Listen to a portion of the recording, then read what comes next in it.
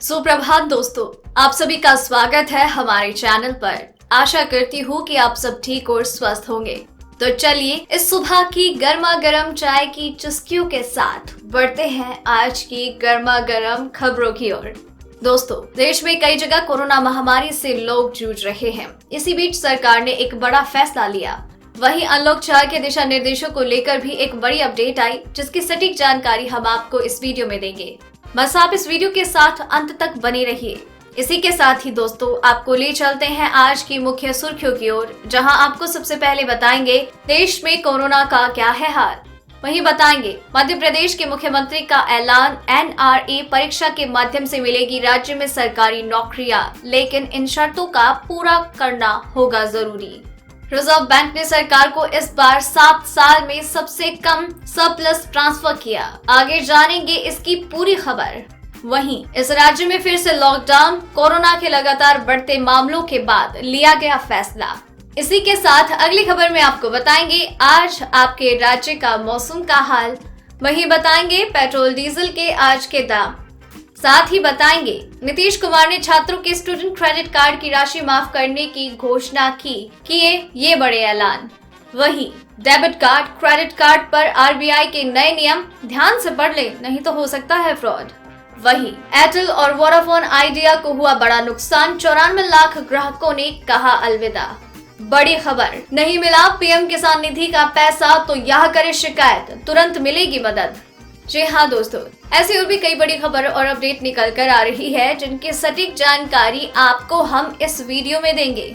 लेकिन उससे पहले आपसे एक छोटी सी रिक्वेस्ट है। जैसा कि आपको पता ही है कि इस वीडियो को बनाने में मुझे कितनी मेहनत लगती है, एंड आई नो कि आप इस मेहनत को काफी ज्यादा अप्रिशिएट करते हैं। तो उसी अप्रिशिएशन के लिए इस वीडियो पर एक लाइक जरूर कीजिएगा, और साथ ही में इस वीडियो के नीचे आपको नजर आ रहा होगा एक लाल सब्सक्राइब बटन, उसे भी जरूर दबा देना। और फिर आपको वहाँ पर नजर आएगा एक बेल आइकन, उसे अगर आप दबा देंगे तो फिर आप दिन भर की सारी बड़े खबरों और जानकारियों से लगातार अपडेट रहेंगे। तो चलिए दोस्तों, एक एक करके सभी बड़ी खबरों के बारे में जान लेते हैं। इसी के साथ ही आइए आज की सबसे पहली बड़ी खबर पर नजर डालते हैं।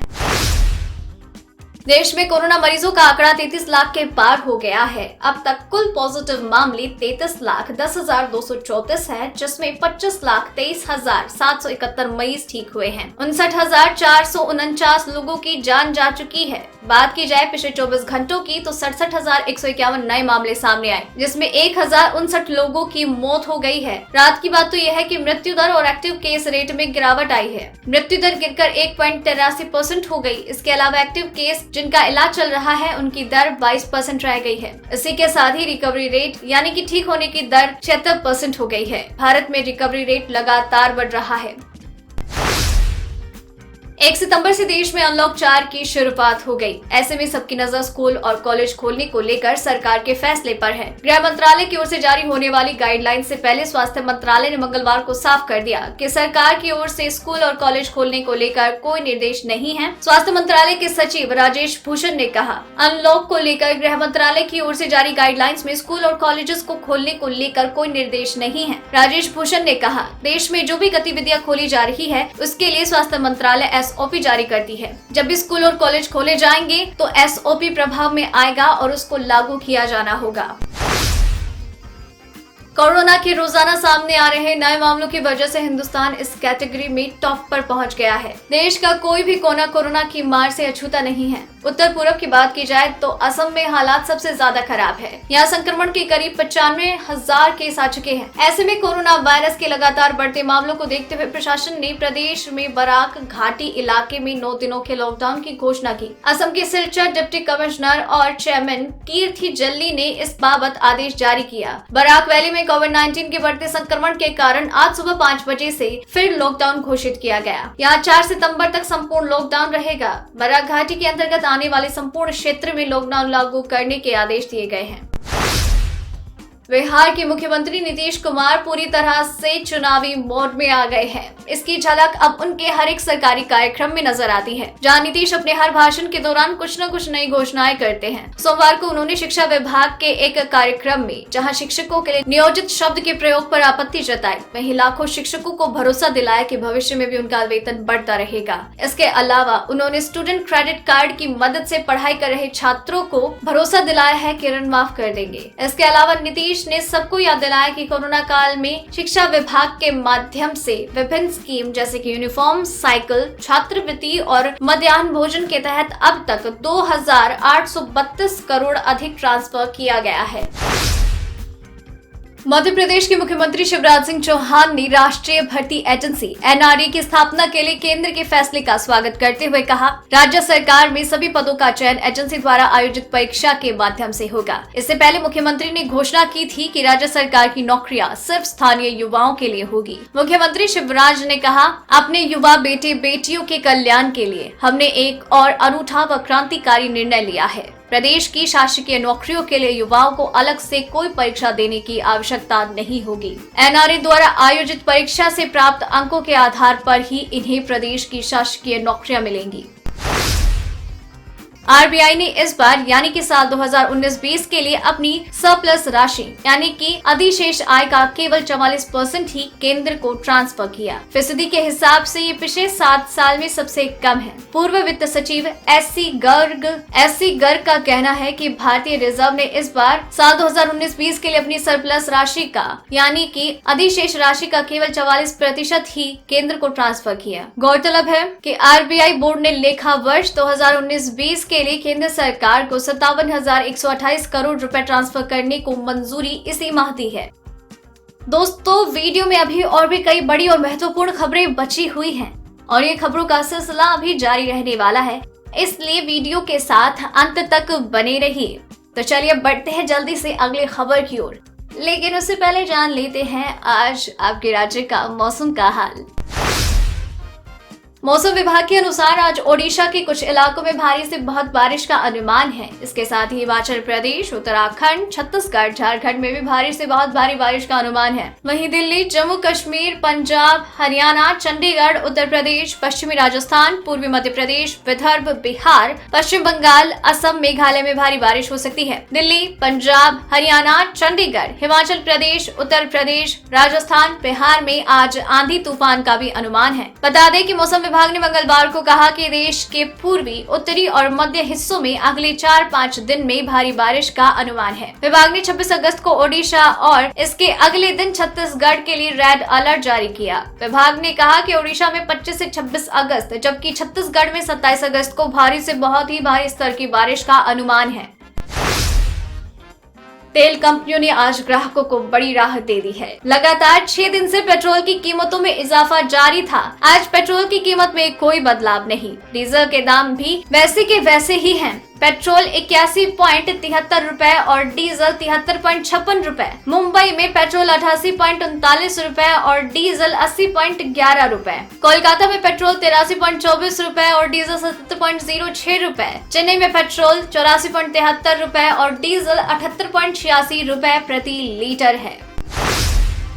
उत्तर प्रदेश के एक गांव से एक शर्मनाक घटना सामने आई है। यहाँ पर एक विधवा महिला और एक दिव्यांग शख्स का सिर मुंडकर उनका मुंह काला किया गया और फिर उन्हें जूतों की माला पहनाकर उन्हें पूरे गांव में परेड करवाई गई और उन्हें अपमानित किया गया। यह घटना बुधवार को कन्नौज में हुई। पुलिस ने बताया कि 37 साल की इस महिला के पति ने 2 महीने पहले ही आत्महत्या कर ली, जिसके बाद 40 साल का यह दिव्यांग शख्स उसकी मदद किया करता था। दोनों में मित्रता थी। पुलिस ने बताया कि हालांकि उनकी मित्रता से महिला के रिश्तेदारों को दिक्कत थी, जिसके बाद उन्हें अपमानित करने के लिहाज से उनके साथ ही शर्मनाक बर्ताव हुआ। पुलिस ने मामले में एफआईआर दर्ज की है, जिसमें 8 लोगों का नाम दर्ज है। इन पर प्रताड़ना देने और दुख पहुंचाने के आरोप हैं।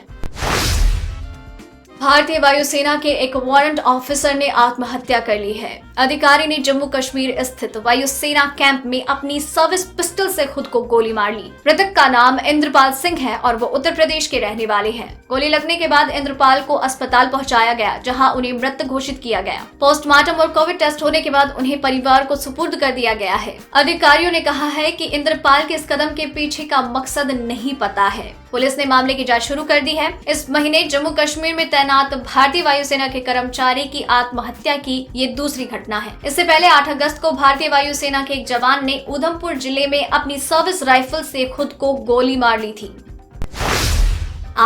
आप में से कई लोगों के साथ एटीएम फ्रॉड भी जरूर हुआ होगा। आप अपने देश में ही थे, तब भी दुनिया के किसी दूसरे कोने में आपके डेबिट कार्ड या क्रेडिट कार्ड से किसी ने पैसे निकाल लिए या शॉपिंग कर ली हो। दरअसल कई बैंक्स अपने कार्ड धारकों को डेबिट कार्ड या क्रेडिट कार्ड पर इंटरनेशनल ट्रांजैक्शन की सुविधाएं देते हैं, जो कई बार कस्टमर्स ने मांगी भी नहीं होती। साइबर फ्रॉड करने वाले ऐसे कार्ड की क्लोनिंग कर एटीएम से पैसा उड़ा लेते हैं। मार्च में कोरोना संकट की वजह से ये गाइडलाइंस लागू नहीं हो पाई थी, लेकिन अब 30 सितंबर 2020 से लागू किया जाएगा।